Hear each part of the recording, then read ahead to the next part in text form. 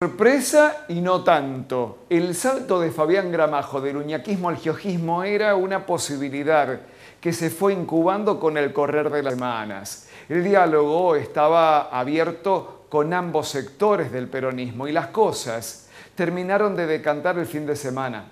El chimbero nunca aceptó ser desplazado a un rol secundario. Su definición, lógicamente, tendrá un efecto en cadena. El primer impacto será la migración de su lista municipal encabezada por Daniela Rodríguez del sublema de Sergio Uñac al de José Luis Gioja. Primer impacto. Daniela, es nada menos que la vicepresidenta del Partido Justicialista, segunda autoridad orgánica debajo del gobernador. Quedó en ese pedestal en marzo del 2020 cuando los Gramajo optaron por el uñaquismo en la pulseada interna contra el giojismo. 3 años después, las cosas cambiaron drásticamente y la opción fue la opuesta. La relación de Uñac y Gramajo se desgastó sin punto de retorno, aunque el intendente se esmere en marcar una cuestión sustancial, y es que todos juegan por dentro del peronismo. No podrían imputarle una traición si en definitiva terminarán sumándose los votos entre sí recíprocamente. Pero, obviamente, Gramajo eligió ponerse enfrente de Uñac, y esa definición traerá consecuencias políticas siempre.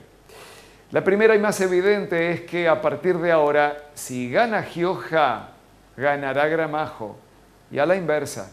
Si les toca caer, la derrota será compartida. El efecto societatis entre Uñac y Gramajo se deterioró hasta el borde de la extinción, y esa realidad tangible fue minando toda posibilidad de acuerdo. El chimbero siempre aspiró a integrar la fórmula. El positano nunca lo tuvo en sus planes. De ahí en adelante, todo lo que pudieran hablar estaba condicionado a encontrar alguna compensación, nada más. Hubo un último intento el fin de semana, en una reunión en la que también formó parte el diputado nacional Gualberto Allende, según trascendió. En Casa de Gobierno el viernes pasado nadie daba por seguro el destino de Gramajo. Podía quedarse como podía irse. Y en esa línea ya estaban ensayando lecturas políticas de lo que sucedería en caso de fuga. Gramajo entiende que supera el 70% de intención de voto en Chimbas, el tercer departamento más poblado de San Juan, según datos del censo 2022.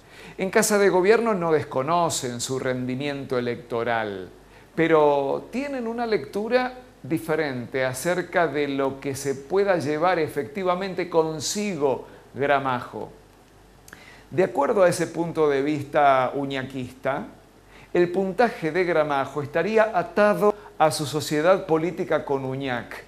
Por lo tanto, la ruptura con Casa de Gobierno no le saldría gratis al intendente en términos de acompañamiento popular. Una fracción de ese respaldo podría desgranarse en el camino.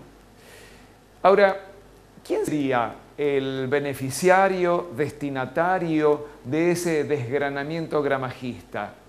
¿Sería el piquetero Carlos Gómez? ¿Sería el bloquista Andrés Chanampa?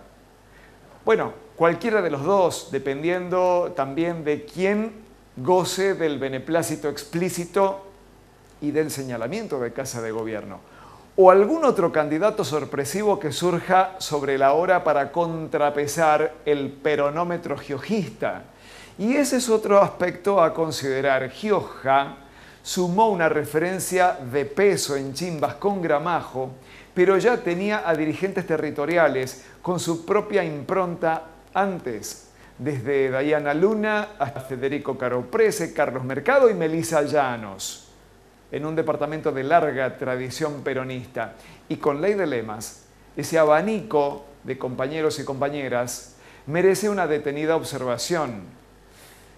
A las fuerzas no justicialistas siempre les costó más el voto en Chimbas. uno de los principales aportantes a los triunfos del Frente para la Victoria primero y el Frente de Todos después, desde 2003 hasta la fecha. Chimbas siempre fue muy importante. En cierto momento de esta carrera de estrategias rumbo al 14 de mayo, se planteó la chance de que Gramajo pudiera emerger como una tercera opción por fuera de Uñac y de Gioja. Quienes alentaban su lanzamiento como una tercera opción, lo presentaban como un dirigente que tenía un perfil similar al de Gioja frente al electorado. Jugar aparte le hubiera posibilitado al oficialismo tener un aporte adicional que beneficiara indirectamente a Uñac si el chimbero le dividía el sufragio a Gioja. Pero nada de eso ocurrió. El peronismo finalmente se organizó en dos vertientes, en dos columnas, y Gramajo terminó optando por Gioja. Esto abre otro interrogante. ¿Cómo impactará en el electorado tanta homogeneidad en la fórmula Gioja-Gramajo? ¿Qué aporte diferente puede realizarle el intendente de Chimbas al diputado nacional si efectivamente tienen perfiles tan similares? Valga la obvia aclaración, todas estas conjeturas solo tendrán respuesta el 14 de mayo, cuando se abran las urnas. Entonces, sí, se sabrá quién tomó las decisiones más acertadas y quién se equivocó. El otro aspecto necesario para el análisis es que se está trazando la línea de largada para el 2027. Y si ya sé, parece un exceso interpretativo, pero no lo es. Gramajo juega una ficha importante para anotarse en la disputa por la sucesión, por el banco de cambio. Lo mismo le sucederá a Cristian Andino, apenas Uñac lo corone como compañero de fórmula. No es una cuestión meramente deliberativa o que alguien se lo esté imaginando. Hay un antecedente de peso que alienta a los vicegobernadores a soñar con pegar el salto a la gobernación. Fue el camino que recorrió el propio Uñac sin ir más lejos. Mira, Uñac pasó de 2 mandatos como intendente a la vicegobernación y desde ahí consolidó su imagen hasta ser el candidato lógico en 2015, el más competitivo para la gobernación.